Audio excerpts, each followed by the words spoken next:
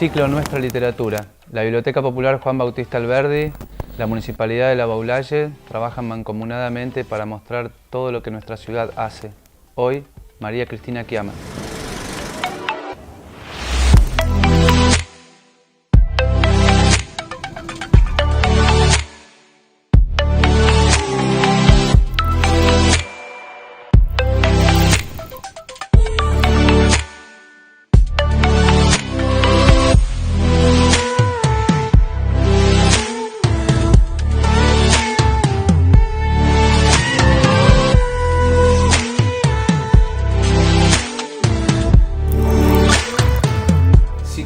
Nuestra Literatura, capítulo 2 podría decirse, en un lenguaje literario. Me encuentro entre cuentos, novelas y con una invitada de lujo, María Cristina Chiama, mejor dicho. ¿Cómo anda? Un gusto, bienvenida. Gracias. Gracias a ustedes por invitarme, realmente es un honor. Vamos a charlar un rato sobre unas cuantas cosas. Vamos a ir por partes, ¿no? Me gustaría empezar hablando, Cristina, de esta obra que estamos aquí mostrando y que estuve leyendo. Algunas cosas las había leído, otras fueron completamente novedosas, como por ejemplo este libro de microcuentos. En fin, también textos vinculados al mundo académico. Contanos un poquito, Cristina, cómo ha sido, cómo podés resumir todo este trabajo tan valioso y tan, no sé, completo, por decirlo de algún modo. Bueno, mis dos pasiones son la literatura y la enseñanza. Volvería a ser profesora. O sea, no hubiera sacrificado el ser escritora y dejando de lado la enseñanza. Es una cuestión así, las dos cosas van juntas. En realidad soy una escritora de poca producción, al lado de otras que tienen mi edad, porque me dedico mucho a la reescritura. Soy un poco obsesiva con la reescritura y va mucho a la papelera. Ahora estoy, por ejemplo, estoy reuniendo, creo que son 12 cuentos que tal vez se llamen De Patagonia y otras latitudes. Son cuentos desde el taller literario en donde conocí a mi maestro Bratosevich, y eso fue en el año, hay cuentos del 76 y 77, hasta cuentos de hace 2 años. A mí personalmente me lleva mucho tiempo escribir un cuento.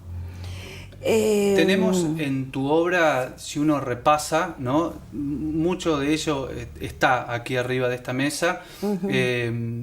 Para repasarla, también para contarle a la gente, microcuentos, cuentos en los que estás trabajando constantemente, por esto de la reescritura, las novelas o nubil, porque tienen un formato, una extensión ahí a mitad de camino, si se quiere. Sobre todo Guardia de Cenizas es una nubil, ¿no? Exactamente. Sí. ¿Hay algo de poesía que no lo tenemos acá? No, es un cuadernillo que en Chubut, en el año 88, se publicó.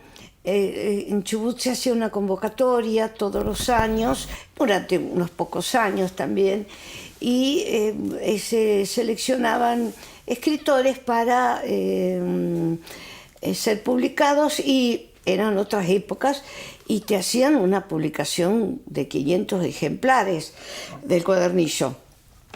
A vos te regalaban, supongamos, 100, y después ellos distribuían por la provincia, por las escuelas, por otros lugares. Eso se llamó Poemas para firmar las salas, pero yo hoy es como que lo siento a esos poemas fundamentalmente, no a otros que están en antologías anteriores. O sea, porque yo me fui a la Patagonia, pero seguí escribiendo.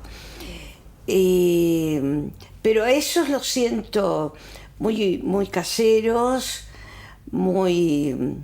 yo estaba con la temática de los chicos chicos en ese momento, y coordinaba taller, y los... o sea, no los reeditaría hoy, no sé por qué. En cambio, sí, los que aparecen en una antología de Amaru, que se publicó en el 82, si no me equivoco, porque fue una mención, una cosa así, y a eso sí, eran de una etapa surrealista anterior. A esos los divulgo, porque divulgo mucho por blog, en entrevistas.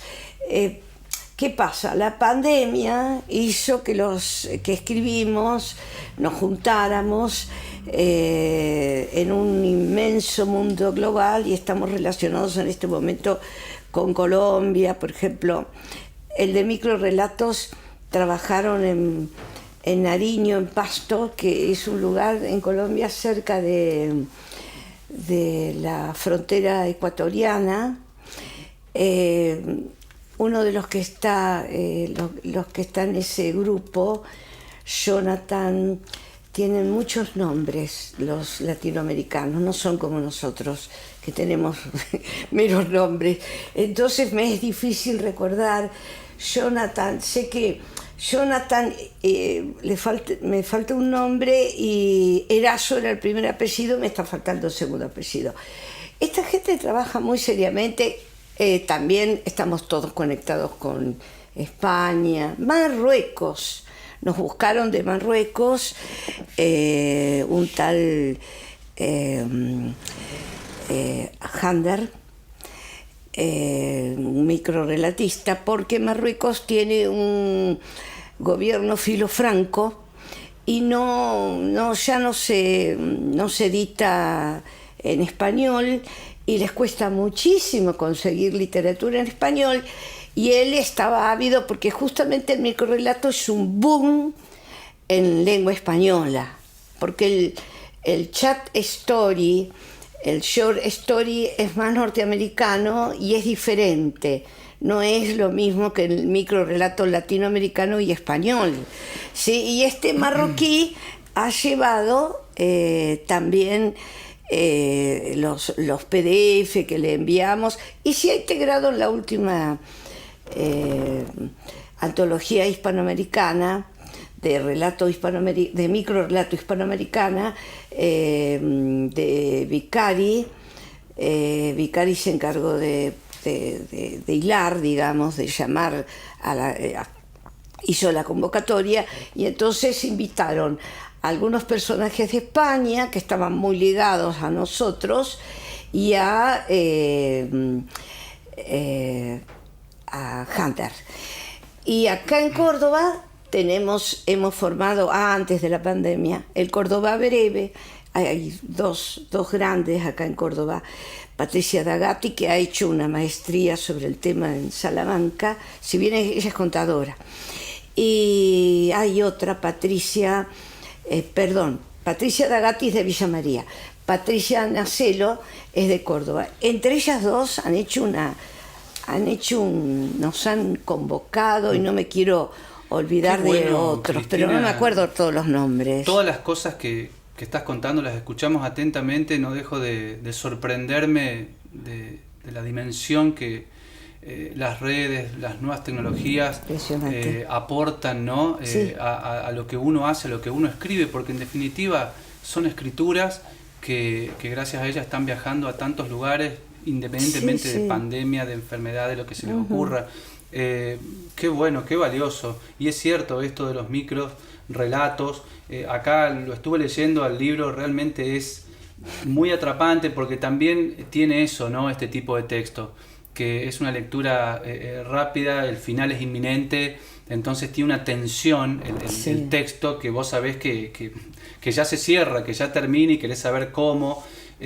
tocas todo tipo de temas acá, hay mucha base, hemos hablado mucho de mitología y Hay literatura dos. clásica y está acá también. Está la literatura, la mitología la integro en la literatura, Sí. y no lo dividí porque, bueno, no podía tener más hojas por la editorial, y está la parte, la beta social, que son mis temas siempre, la literatura y la beta social, sí. Después vamos a estar hablando en un segundo eje, por decirlo así, de tu formación, del vínculo con la biblioteca. Sos una labulayense, pero también sos una bonaerense y también sos una mujer de la Patagonia, es decir, y sos una mujer de mundo por todo lo que estás contando también. Así que, bueno, vamos a seguir hablando de todas esas cosas en breve.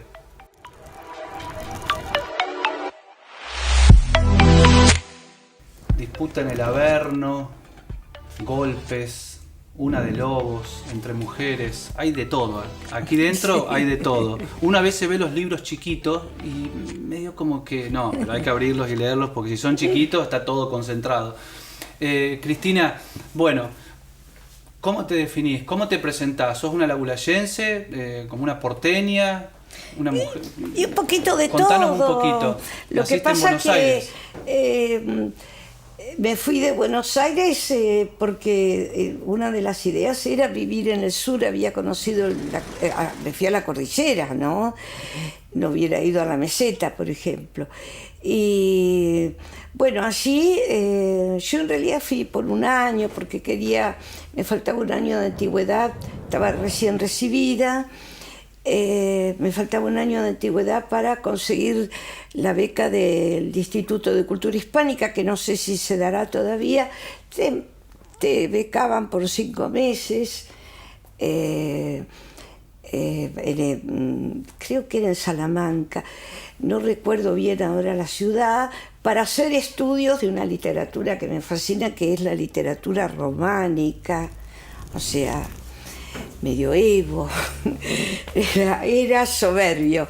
Eran 5 meses y yo tenía ganas un poco de quedarme en España porque se había muerto Franco y acá teníamos la dictadura y bueno, era bastante asfixiante. Y la cuestión es que fui a la Patagonia, me ofrecen, porque yo estudié en el CONSUDE, en el Consejo Superior de Educación Católica.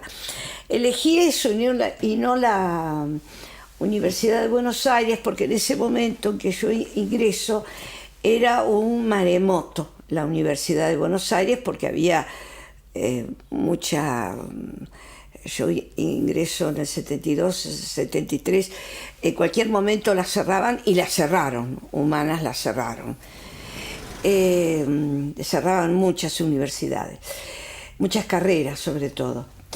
Y entonces estudié en el Consejo Superior de Educación Católica porque, vaya a saber, porque una compañera me dijo, porque en el instituto, en el Joaquín B. González, no podía irme, fue por esto, por los viajes, no podía irme de viaje a Bariloche con mis compañeras de 5º año porque había que hacer el ingreso durante todo el verano. Y entonces me decidí por el CONSUDE, que además tenía un horario que permitía trabajar. Y estaba el hermano Septimio, que era un valor, un enorme en ese momento, no porque yo fuera religiosa, sino porque reconozco que, era de los sacerdotes de la teología de la liberación, bueno, en fin. Había una apertura en el instituto muy interesante. Y así, bueno, me encontré con una carrera hermosa, me encontré con el griego, lo que agradezco.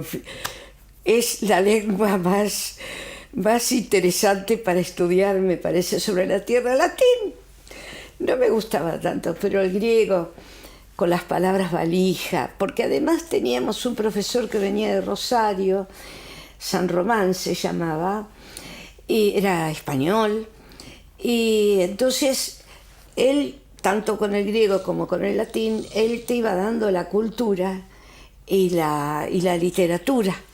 Era maravilloso. Súper valioso. Era maravilloso. Y me encontré con Nicolás Bratovsevich.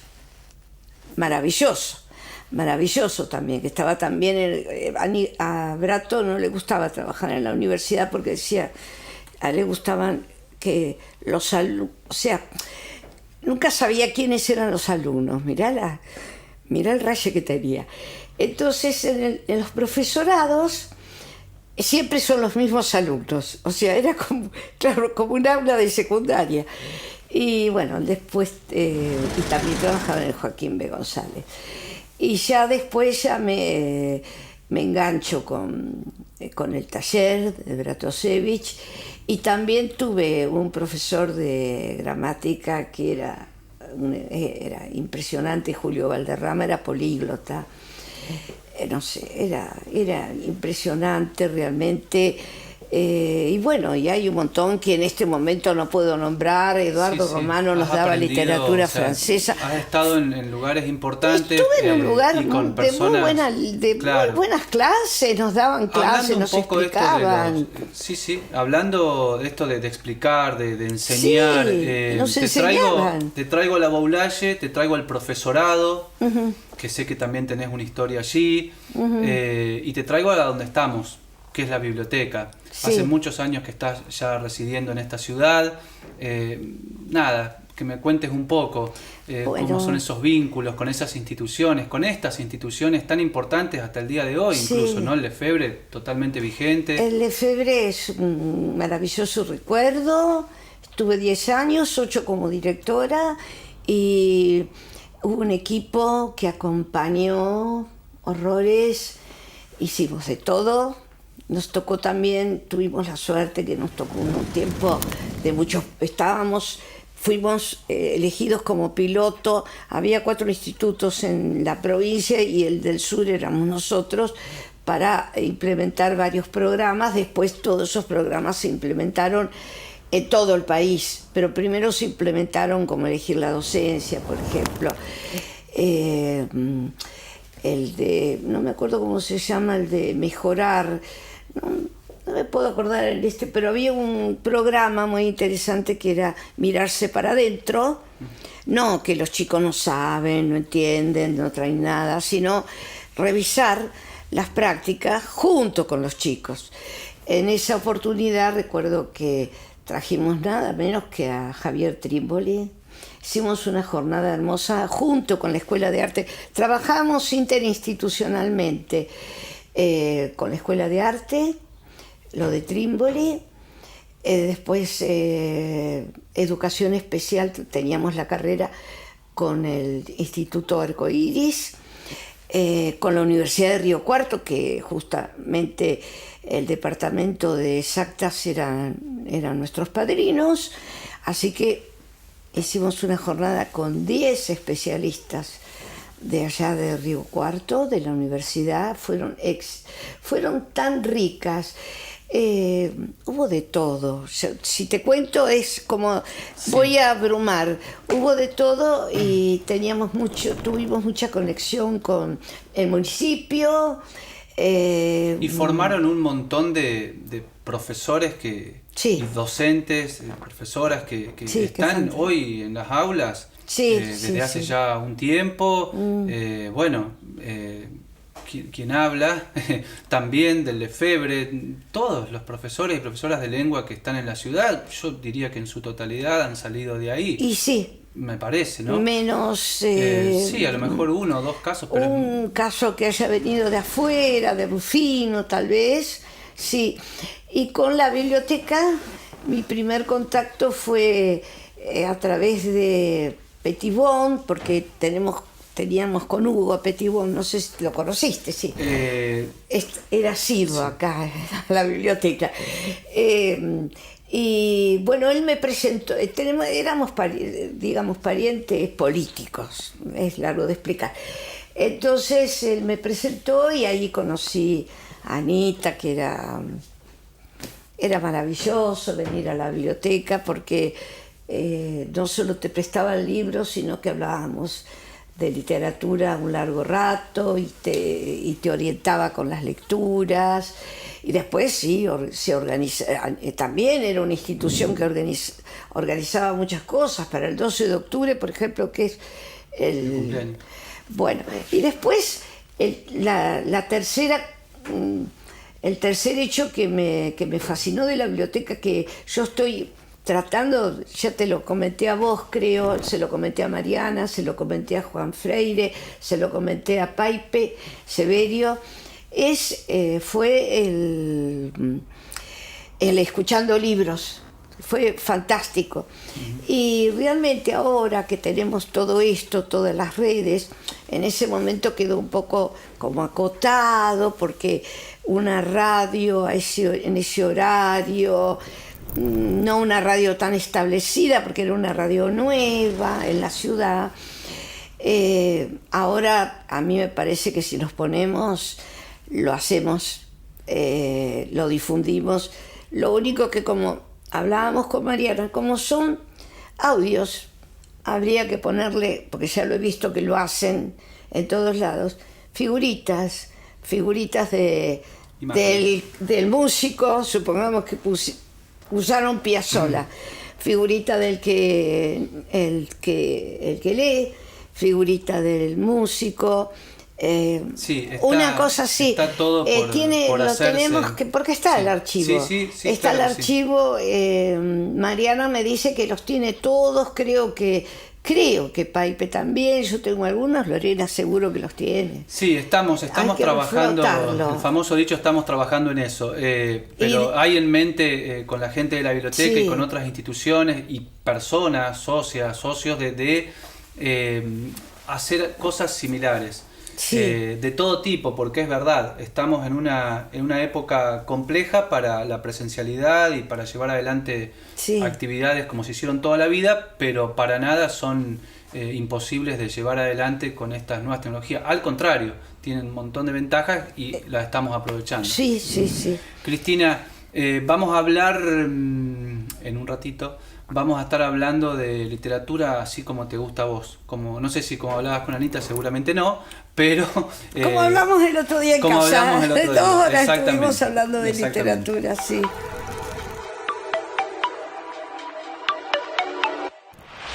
Tal vez lo que uno más quiere y que a veces resulta tan difícil encontrar el momento, la persona, que es charlar sobre literatura, sí. De modo abierto. Sí, más cuando te jubilaste. Bueno, Porque para eso tenías los alumnos. claro. No sé si ellos querían escuchar, pero uno hablaba, ¿viste? Pero Bueno, el profesorado claro, sí quería escuchar. Sí, no, y en el sí. secundario también, los chicos Sí, están ahí, y a los veces chicos no también. como uno imagina, porque Les gusta, una cuestión sí. lógica de edad, de otros intereses, pero está, ese discurso Yo está. recuerdo una vez que en un tercer año era, en el Colegio Nacional, del que tengo los mejores recuerdos, que les leí de Angélica Borodícer, La alfombra verde de hojas, y los chicos aplaudieron cuando terminamos la lectura. O sea que se habían... Objetivo cumplido. Sí. Se Qué habían bueno. consustanciado con la historia, que era la historia de los deformados en Italia como bufones de palacio, ¿no? Que además que fue una historia real, ¿no? Yo no sé por qué lo que parece real atrapa más que la ficción. Y bueno, sí, depende también con quién, ¿no? Pero es cierto, en el cine a veces también... En el sos cine una también. gran, ¿cómo se dice? Me va a corregir seguramente, pero decilo vos. Sos una gran amante del cine. Sí. Y el cine también tiene que ver mucho con la esto, ¿no? literatura. Y ahí también se da esto de que si está basada en un hecho real, la gente se predispone de otra manera, ¿o Pega no? más, sí. ¿Eso por qué? Por la cuestión de que no dimensionamos la ficción, la invención, no la valoramos tanto como la verdad, no sé Se ve la que verdad. el pacto de lectura es más fácil con lo que no es del todo ficción. Pensemos en Doctor Zhivago. Sí. No sé si es una historia real, la de Doctor Zhivago, pero bueno, está dentro de la Revolución de Octubre, la Revolución Roja. Y entonces es como que los que tienen que hablarte de la Revolución Rusa te dicen, siempre citan, ¿te acordás en Doctor Zhivago o en Los girasoles de Rusia con Sofía Loren? También, o sea, es como que necesitan un contexto, lo histórico es como que gusta mucho. ¿Será que a mí la ciencia ficción muy poquita me ha gustado? Norteamérica es bueno en eso. Sí, yo leo veo la película, leo el libro, Lo que el viento se llevó, leo la película, o sea, vi la película. Vi la película, leí el libro, volví a ver la película porque la vi como 3 veces. ¿Y por qué es tan importante, Cristina, digamos, ir por el arte así de modo general? ¿Y por qué recomendarías? Porque has escrito muchas cosas de estrategias, de cómo enseñar literatura. Imagino que también por ahí el cine sea una puerta, ¿no? Para la cuestión de la imagen. El cine trabaja, claro, es que justamente el cine toma préstamos de la literatura y enriquece. Cuando el cine aparece, enriquece horrores la literatura. O sea, el flashback. Hay términos sacados del cine directamente. Sí, se hacen un préstamo mutuo, increíble, sí. Porque las expresiones, a ver si estás de acuerdo con esto, pero las expresiones artísticas son, voy a hablar de la literatura, sí. Es muy hábil. Son muy hábiles, han sido muy hábiles en el paso, en su historia, digamos, para saber llevarse bien con distintas disciplinas. Pasó con la historia, pasó con la psicología, con la filosofía, con el cine. Es decir, es como que se están coqueteando todo el tiempo. Sí, y se intercambian. Y son muy hábiles con la tecnología. Lo hablábamos con el tema de cómo la literatura supo, que nace en la oralidad, cómo supo subirse a la escritura, cómo supo subirse a internet, y nunca renegó de eso. La gente a veces plantea esto de, ¿lees un libro o un ebook? ¿Qué importa? La literatura supo ver eso. A mí no me importa, acabo de leer un ebook maravilloso y estoy leyendo otro maravilloso porque justamente por la operación de cataratas todavía no puedo leer en papel hasta que tenga, bueno, no sé qué lentes. El libro maravilloso se llama ¿Quién es Delia? Es de Nora Albalat del Bono y esa es una novela familiar, hermosa. Pero me despertaba a las 4 de la mañana para seguir leyendo, no importa que sea pantalla.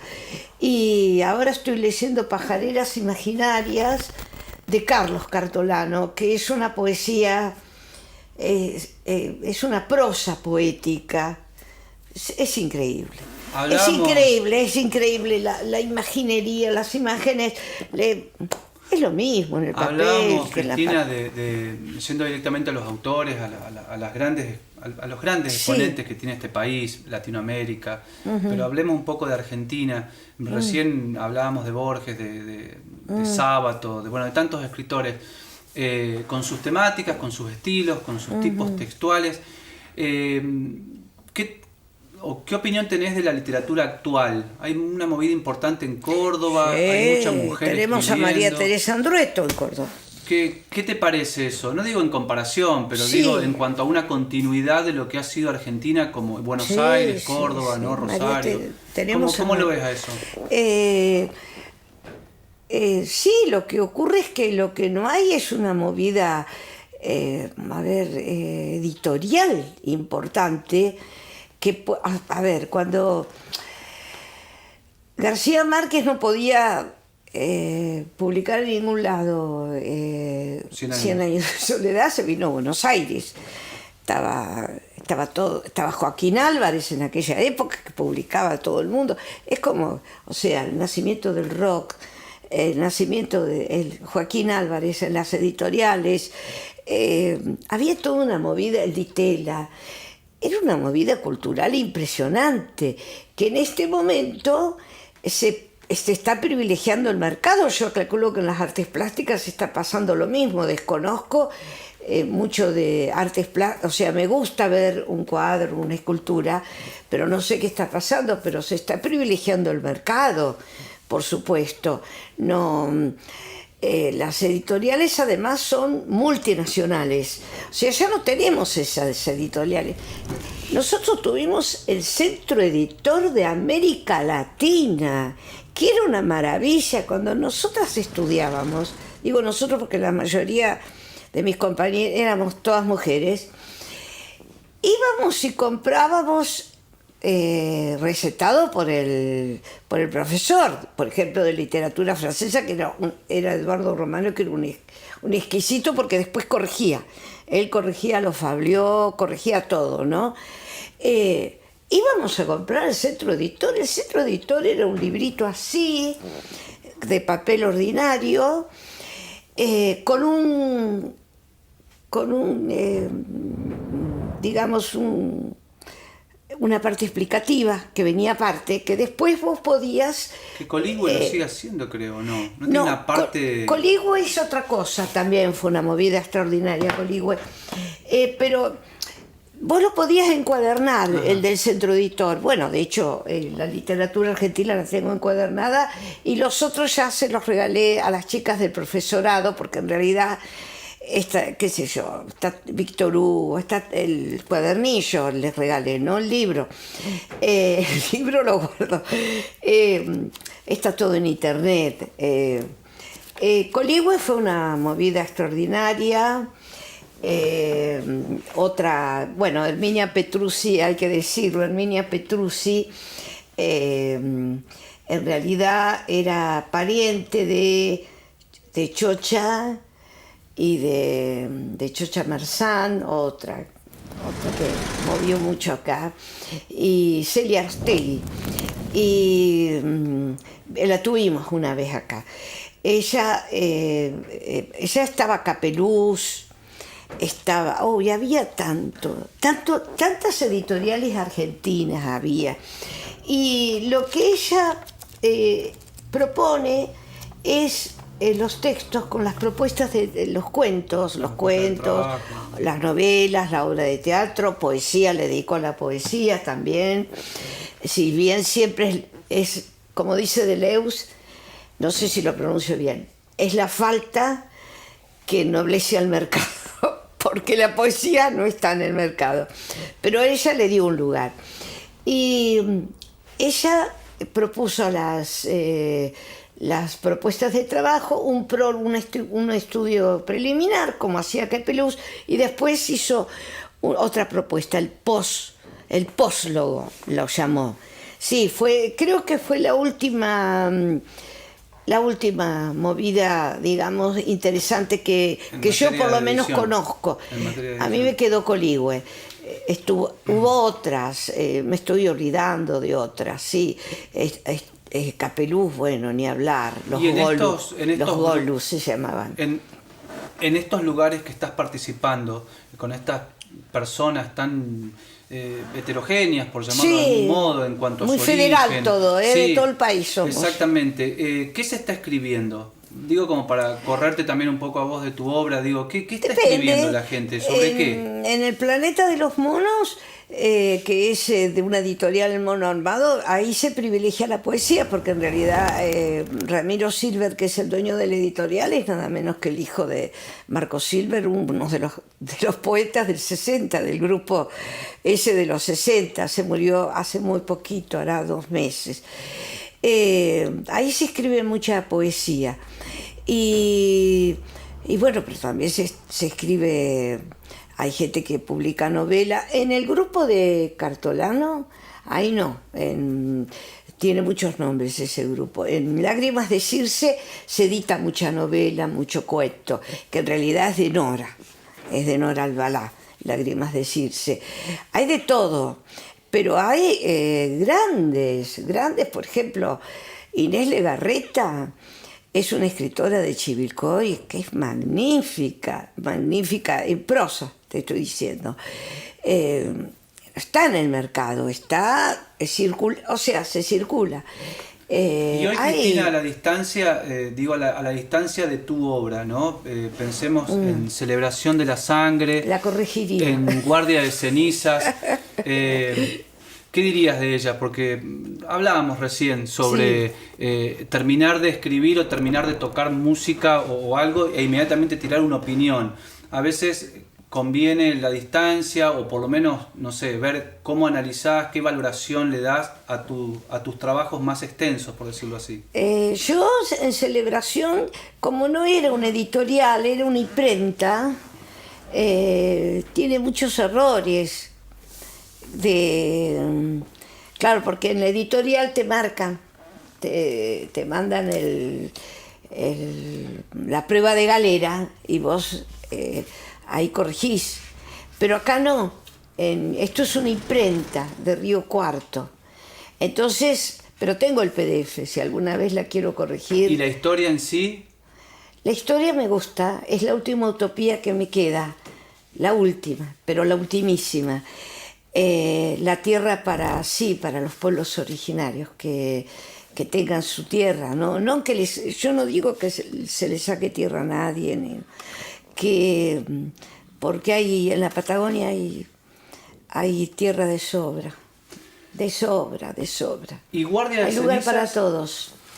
Guardia de Cenizas, no la corregiría. Tal vez hay un error, no sé, que en vez de un nombre va otro. Pero esa la dejaría. El peso de los nombres de los personajes. Creo que Sábato decía eso. Hablábamos de Sobre Héroes y Tumbas. Se llama Alejandra. Alejandra y Martín. Alejandra, pero originalmente se llamaba Laura. Ah, sí. Sí, él lo cuenta esto. Y dice que él siempre la trabajó a la novela con la idea de que el personaje femenino sea Laura. Ajá. Pero dice que se acostaba o algo le faltaba a esa novela y no se daba cuenta qué. Y era el peso del nombre de la protagonista. Le sacó Laura, le puso Alejandra y la novela la terminó. Sí, yo uso nombres con A. Con A. Clara, Ada, Ana creo que es la otra. Ahora, a veces me olvido los nombres de mis personajes. Pero uso nombres ahí. No he vuelto a pensar en otra novela, Estoy ahora con los cuentos y después que termine ahora de enfilar los cuentos y los entregue ahí en Mar del Plata,